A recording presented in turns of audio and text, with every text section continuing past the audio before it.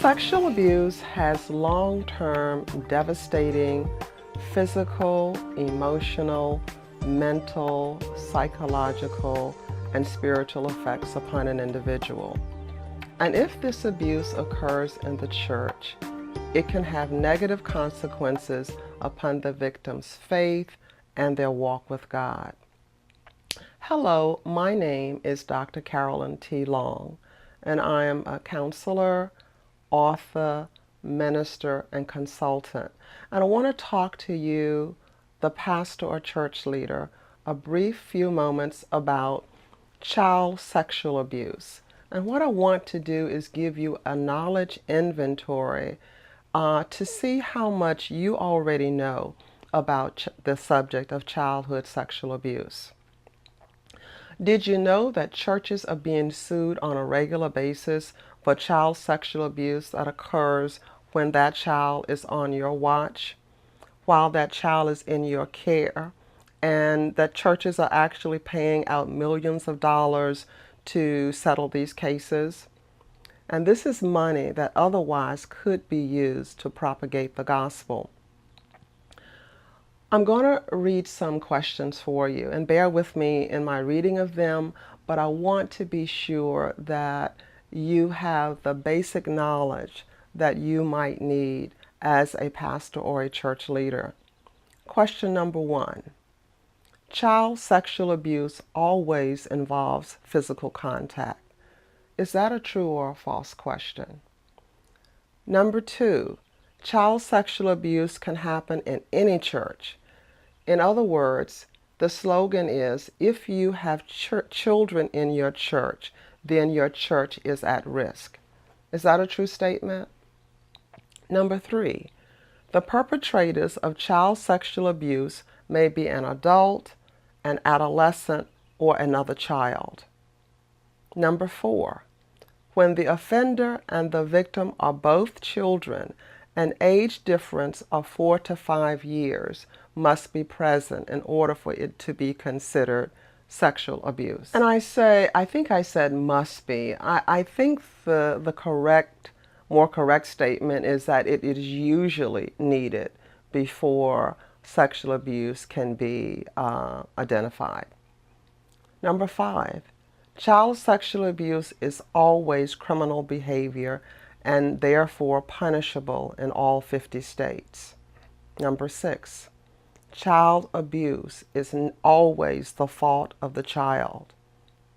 True or false? Number 7, a situational child molester may have more than 500 victims in a lifetime. And let me define what a situational child abuser is. That is the person who takes advantage of a situation when a child may be left alone or is unprotected. And that person may take advantage of multiple children over their lifetime or over their history of being an abuser. Number 8, most cases of child sexual abuse remain unreported. True or false? Strangers are more likely to abuse a child as opposed to someone who really knows the child and the child has grown to trust. True or false? Most children are very quick or resilient and recover fairly quickly from the impact of sexual abuse. Do you believe that's true, or do you believe that's not a true statement? One of the strongest indicators that a child has been sexually abused is their knowledge about sexual matters far beyond their age, but also sexual acting out or sexualized behavior. The next one, a child molester who experiences a religious conversion is no longer a threat to a child. And lastly, one allegation of abuse in your church can destroy a child, a family, it can split your church down the middle, and it can destroy the ministry of your church. Adolescents commit as much as 56% of all cases of reported childhood sexual abuse. Or another way to put this is 56% of all sexual abuse is perpetrated by an adolescent. And adolescents, or someone who has a career in sexually abusing children, they begin their career by age 15. Now, I want you to hear this, because what that says is that a church really needs to be careful in using available, eager teenagers who want to help out in the children and youth ministry. One needs to be careful if you do not know that child's history. Now, for someone who has been sexually abused, that there's no indication that they will also sexually abused, but we know that there is a correlation between someone who has been sexually abused and someone who will sexually abuse another person. Thus, the teenager who at 15 sexually abuses a younger child certainly may have been sexually abused him or herself. There are many indications of sexual abuse in Scripture. A very popular scripture is found in 2 Samuel chapter 13, where it talks about the story of Tamar. And this is the daughter of David.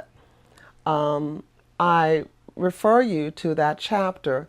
It starts in verses 1 through 2, 11 through 14, and verses 19 through 21. So if you are a pastor or a church leader or a children and youth worker, I would encourage you to get as much information as you can about this subject, so that, number one, the children in your congregation can be protected, the ministry of your church can be protected, and that your church can reduce the risk of any legal liability. Thank you so much for listening. I'm available to help you gain this information, to bring training to your staff, to your church as a whole. If I can be of assistance to you, please contact me at the contact information on the screen. Thank you so much for listening.